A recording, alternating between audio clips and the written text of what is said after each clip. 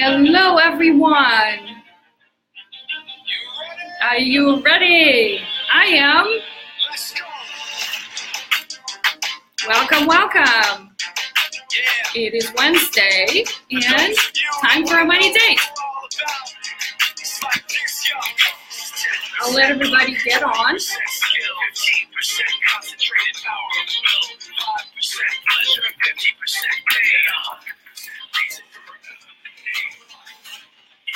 How is everybody doing? Hi, Arash. Thanks for joining. I'm going to pause the music for a little bit. I am excited.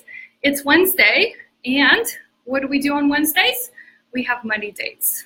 How are you guys doing? How has been your week so far? Wednesday is my favorite day of the week. And so here's what we get to do on the money dates, okay? And thanks everyone for joining. We talk about our finances, right? But the first thing we do is we look at my favorite quote. I share this with you every time because I love quotes. I feel like quotes are something that makes a point. It energizes me, it inspires me. So here's a quote for our money date today. Money is a tool. It will take you wherever you wish, but it will not replace you as a driver. And this is a quote by Ayn Rand. And I don't know if you guys read a book. She has written a book called Atlas Shrugged.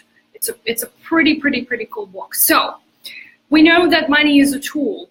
And the reason we get together for money dates is actually to make sure that our tools are in place, that we're using the right tools to get us to our destination. That's where I think this quote is powerful. So how has your week been so far? Last week we were in Las Vegas having a money date. It was a fun place. I really enjoyed the conference, and it's been great success. I hope you enjoyed the show as well. Now, here's what money date truly is. It actually happens to be that it's the beginning of the month, and I'll talk a little bit more about what I do personally for my finances at the beginning of the month. But here are the 3 things that we need to be tracking on the money date or during the week. Okay, so the first one is, how much did we make? That's the first question you ask yourself. How much money did we make? Number 2 is, how much money did we save? Number 3, how much money did we spend? At any given time, you should be able to answer these questions, okay? And I've talked about a number of times about a system that you can set up for yourself to automate a lot of this, and so that all you have to do is actually just monitor. But if you are joining me here for the first time, thanks so much. Welcome. I appreciate you watching, and listen in and stay tuned as I share more of the tips and tools that I use in my personal finance life, and I share with my clients about how a lot of what we do and struggle about with our finances can actually be automated.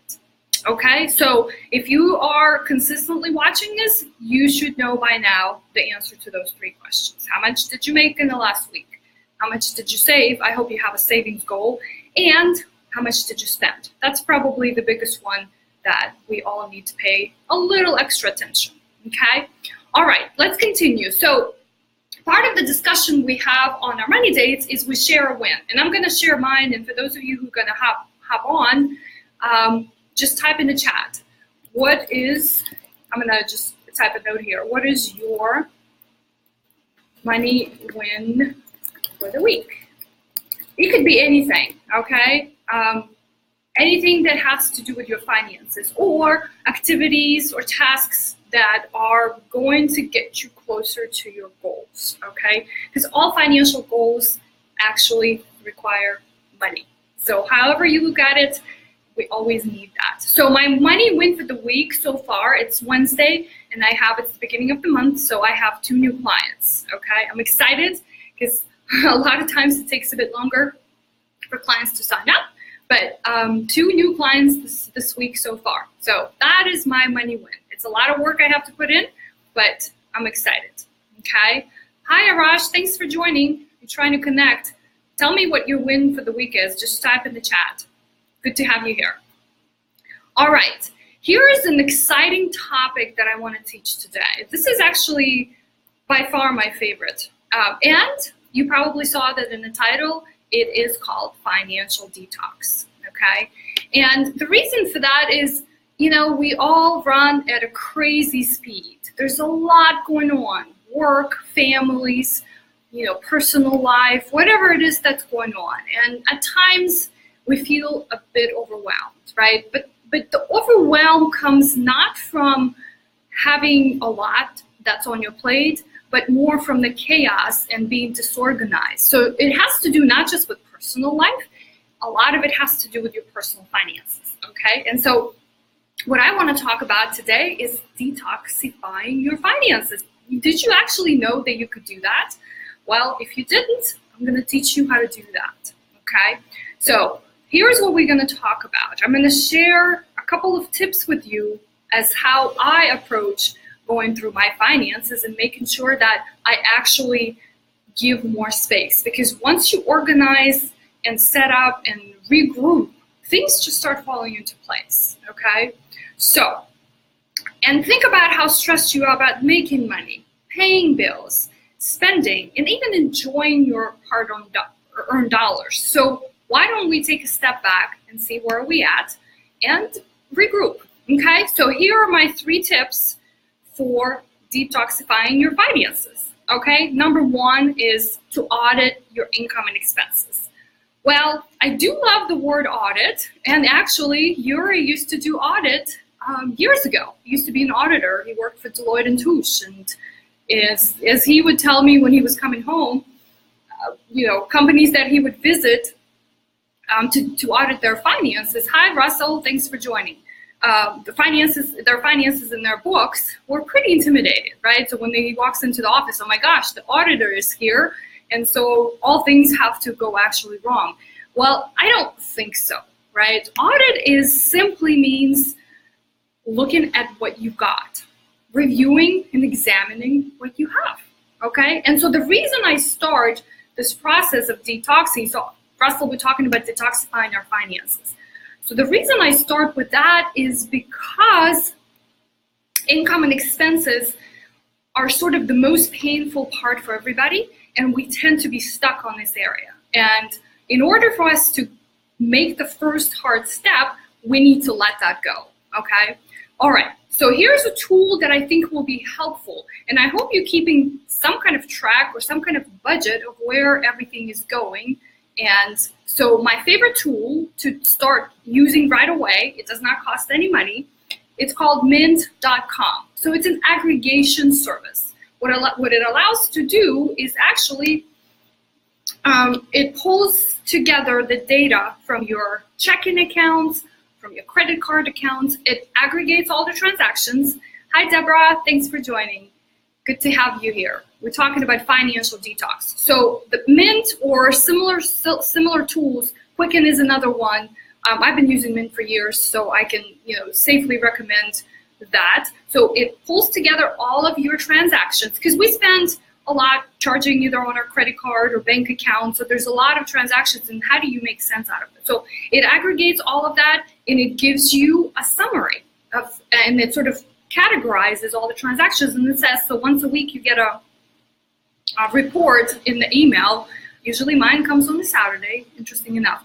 And so you get a report that says, here's your spending for the week, okay? And the reason I like Mint is because you can sign up for it right away. You don't have to wait for anything. You don't have to create a budget. Just go in, sign up, connect your accounts, and then start using it, okay? So about a week after you sign up, you should have your first summary. That will give you a really good idea whether you are even close to being and staying within the margins of your income versus expenses, right? Because we want to understand where we are, because if we don't, how are we going to handle the challenges that we're facing, right? How are we going to be on track? I actually had a discussion earlier today with somebody, a business owner, who was feeling overwhelmed. And so one of the reasons we uncovered was because his books were not organized. He does not have a bookkeeper, and he tries to do it all himself. And so, you can only do so many things yourself. The rest, I feel like you have to get professional help.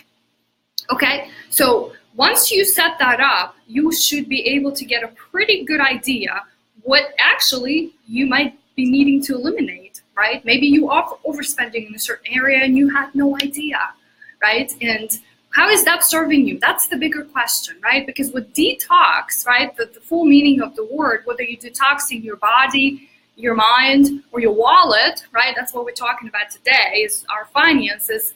It's creating more space. So if there are unnecessary expenses, why don't we fix that? Okay? Now, if you go through this first step and I feel like it's the most painful, the next would be much easier. Okay? So I want to explore something I call, or step number 2, the power of unsubscribe. Oh my gosh. Don't you just love when you get emails that you didn't sign up for and there's a little button at the bottom of that email that says unsubscribe? I love doing that. So why don't we think about looking, since we've done our expense analysis, we know what kind of income we're earning, so why don't we look at identifying what services, okay, services, subscriptions, what are you actually paying for that you are not using on the monthly basis? Monthly basis, some expenses might be quarterly and some might be yearly. Okay. Now you have, for that, I would suggest pull up your credit card, like latest credit card statement, maybe a couple of those, your bank statement, and see what line items on there are coming through every month. So here's examples of some of the unsubscribed legitimate items. Cable subscription, landline. How many of you still have a landline? I think those should be gone by now, right? We live in the modern age.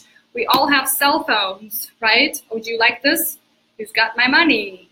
So why are you still paying for a landline? How about those subscriptions such as Netflix, Hulu, Amazon? I mean, I love Amazon Prime for sure, but are you ordering enough to continue paying for subscriptions?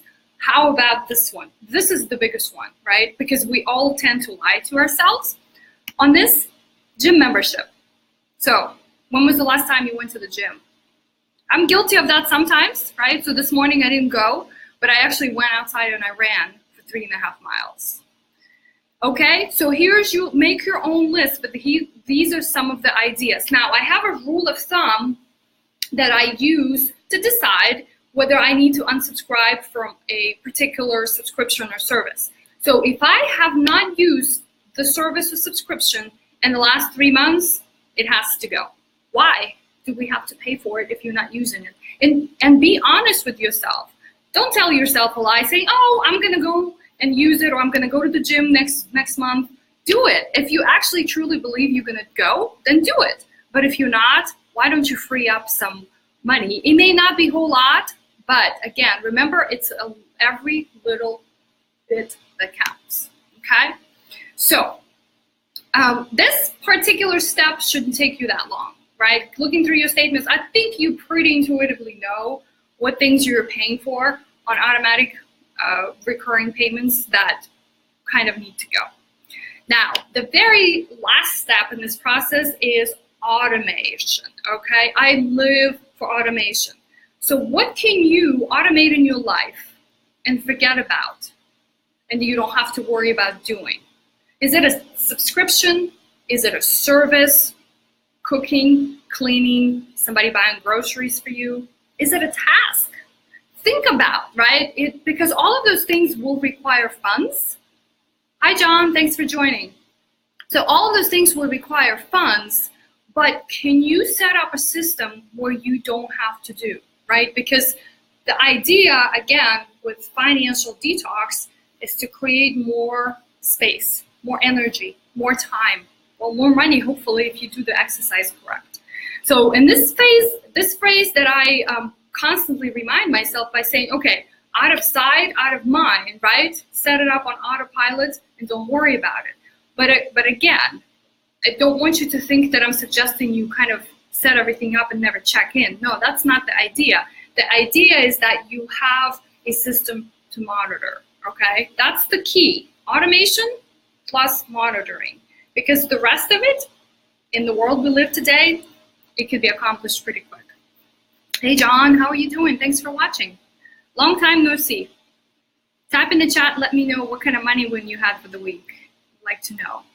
So we're continuing to talk about our detoxifying our finances, okay? Now, here's a couple of things that I think would be worth automating as far as your finances go, okay? I have two suggestions. Number one is savings, okay? And this is the big one out of all of the things you can think about. So, and we know that Americans are, as a nation, are falling short on being good savers, right? We're more spenders than savers. So why don't we just use the tools we have? Most of us have direct deposit that's available for our paychecks. Most of us have online bank accounts and relationships that will allow us to set up automatic transfers from one account to another. So why don't we take advantage of something like that? Again, set it up, make sure that it happens every month. And because we're doing money dates, you should be checking that pretty quickly, eyeballing it and moving on. But automate that. You'll be surprised how things just work out as you just let them work on their own. And then number two, which is another big one, and even today I had a client who was talking about how she's overwhelmed with paying bills. So that's the number two item is automating your bill pay. And why do you still have to write checks? I mean, unless there is not an option for you to pay that bill either online through a bill pay, or you go directly to the provider of that service or subscription. Let's say it's a electric bill. You can either set up your bank to send them a payment every month, or you actually, in this case, it would be probably better to go directly to the provider. So in California, PG&E, and say, okay, every month take out whatever my balance is out of my bank account. That's it. That's all you have to do. So again, cleaning up the finances requires a couple of steps, right? We need to assess our income and expenses, and don't get stuck there. Just do an initial sort of brush through. Unsubscribe. What can you let go that you don't need anymore? And then automate, right? I gave you a couple of examples. What can you automate? Savings and bill pay, I think, are a must for everybody.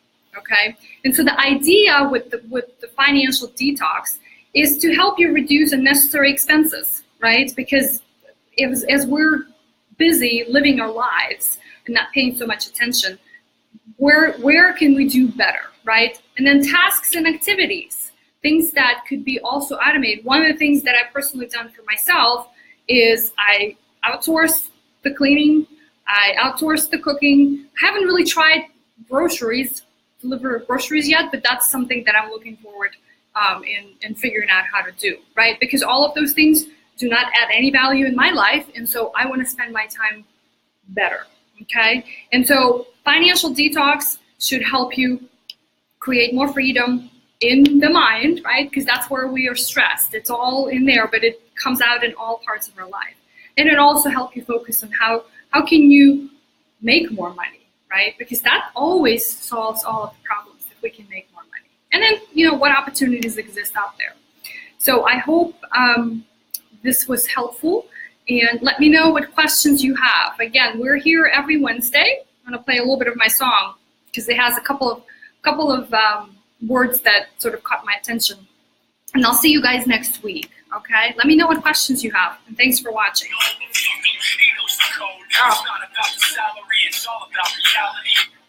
This is the beginning of it. So, good to see you, John. You